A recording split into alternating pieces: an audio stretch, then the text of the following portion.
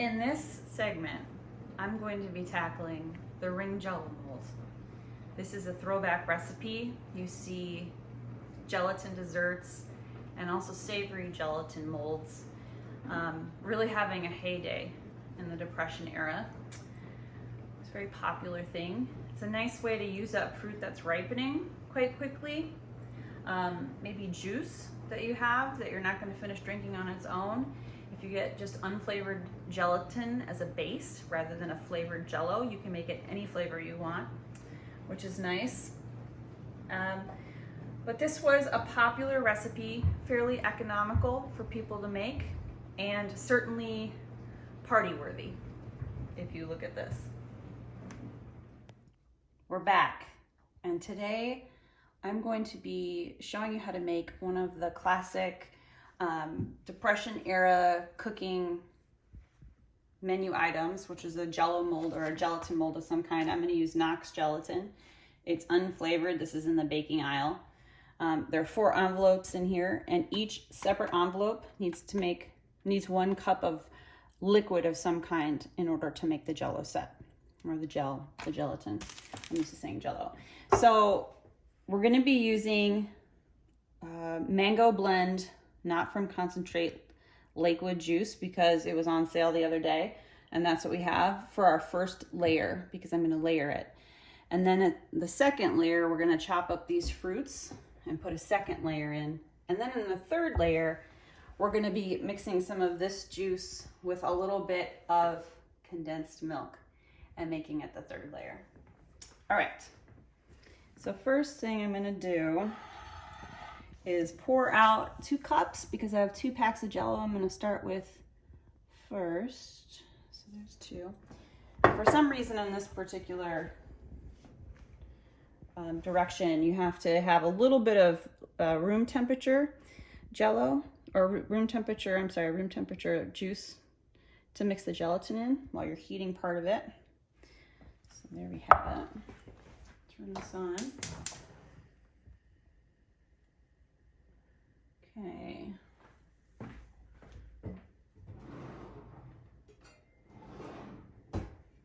And as a way to conserve energy, I'm going to put the lid on it, because that does allow it to heat up more quickly than it normally would. In the meantime, I'm going to sprinkle these little bits over the top of this. And when I do this early, it allows this portion to soften just a bit before you add the hot liquid. So that's why we have it in there. 2 cups, 2 packets. Pretty easy. And then I should introduce the star of the show, which is our ring mold. This is a new newly acquired piece in our household. I just got this for $1.99 at a thrift store here in town. I also noted that there's a little pin or hoop on it so that women would frequently hang them from the wall as a sort of functional decor. So we'll do that. So for now, we're just going to let this sit and wait for this to come up in temperature a bit. Our juice has been heating for a few minutes, and if you notice, this top of this has gotten really kind of wrinkled and textured, which is not something I had anticipated.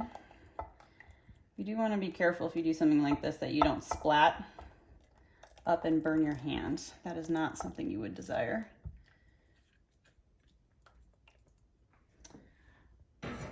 So the instructions say 5 minutes for stirring. So we'll get back to you once I'm done stirring.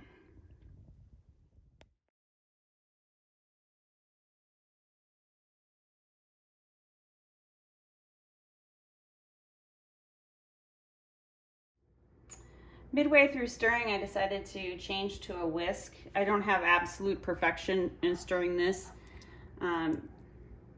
but most of it has sort of been absorbed of the gelatin that I see. So I'm gonna go ahead and pour it into this ring mold. The ring mold I did lightly wipe with a touch of olive oil. It's not enough to stand in the bottom, but some of the historic records that I've been reading, or recipes I've been reading, did say to spray coat it. So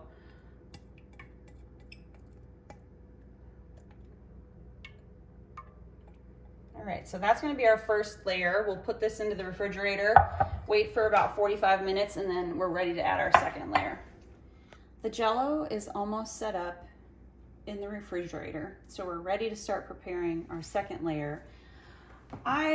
We have a lot of fruit sitting around our house. We're very lucky, but I'm trying to think of good ways for us to eat it. And so I'm gonna add a lot of fruit to this layer and just have the Jell-O kind of hold it together in the center.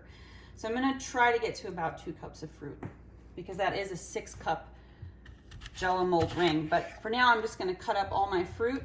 And even though this is a liquid measuring cup, for the purposes of today, I'm just gonna put my fruit in it since I don't have a dry measuring cup that's more than a cup.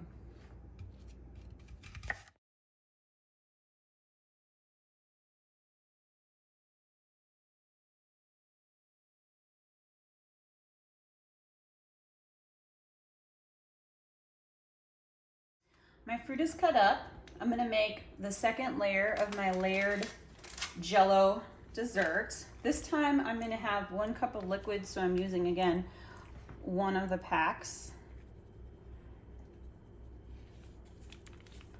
As you can see on the back, it'll give you a recipe.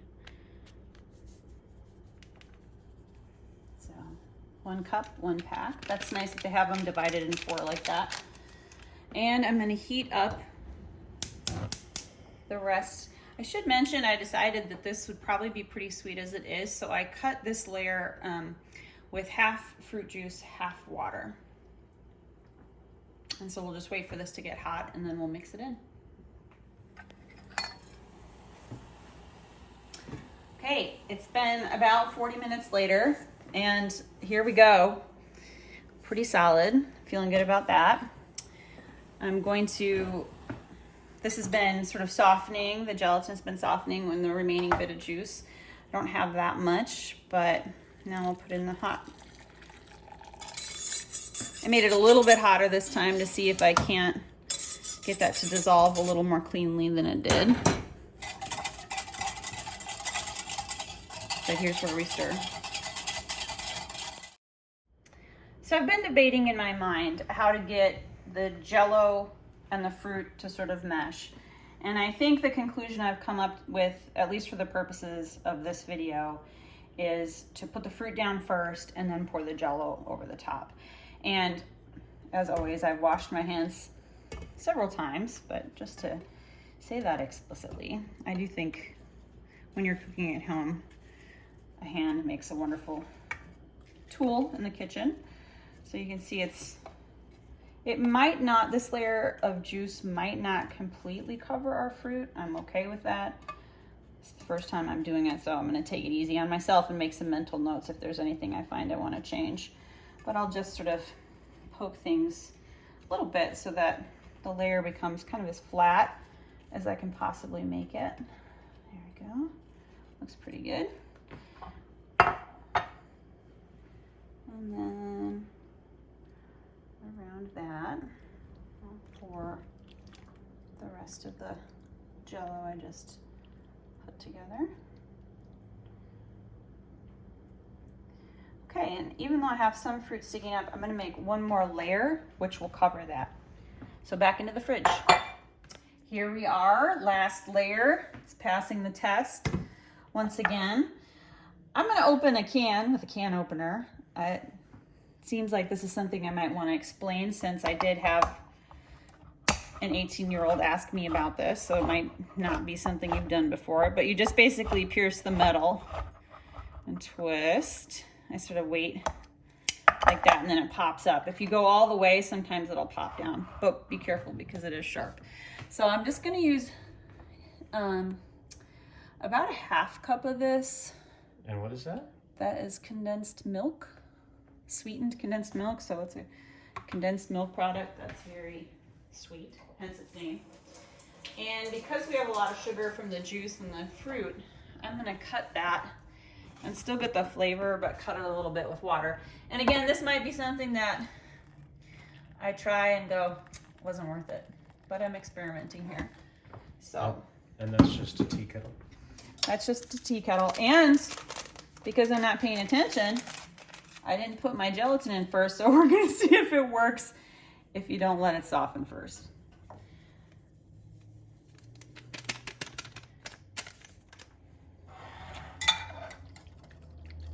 Okay. I'm just gonna keep my fingers crossed that it'll be fine. And then this, you can do it fast.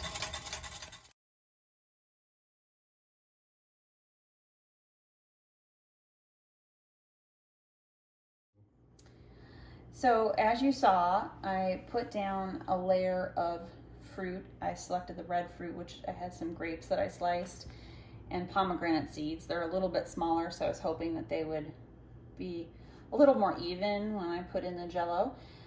And then I took that condensed milk and water mixture with the gelatin. It worked fine, even though I forgot to soften the Jell-O in advance.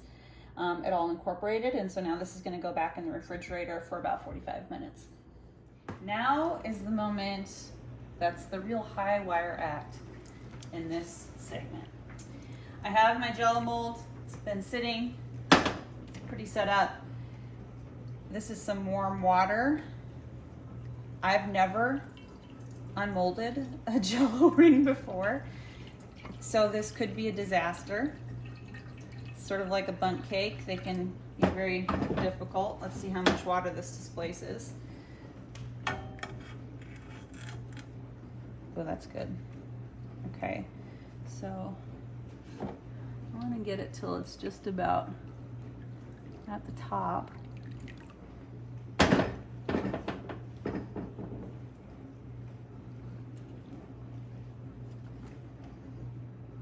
Okay, let's try it. I'm nervous. So I put my plate over the top, and then I hold my fingers under the lip, and then I pray that it doesn't fight me, but it is fighting me. Okay, so we have to go back into the water bath. Oh shit. No, we don't. Maybe stop for a second. Okay, let's try it again. Oh, the magic sound. The whoosh. We have a little melting around the side. But there we go, a 3-layer Jell-O ring.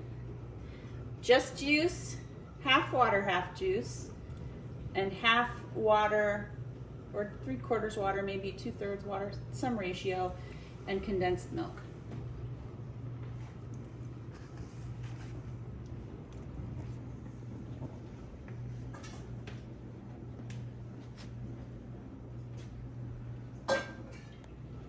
Just warmed up my knife for a moment. I don't know if it's gonna help me or not. But I'm trying to be kind of careful to make it look fancy through the camera. But really, I don't care. It all tastes the same. I have little bits dragging back.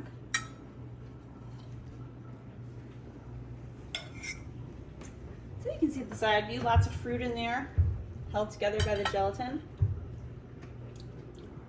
I'm gonna try it.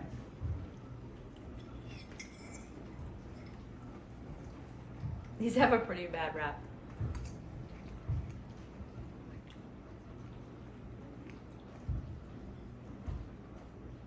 I actually really like it made with the juice. It's not quite as sweet, artificially flavored as Jell-O.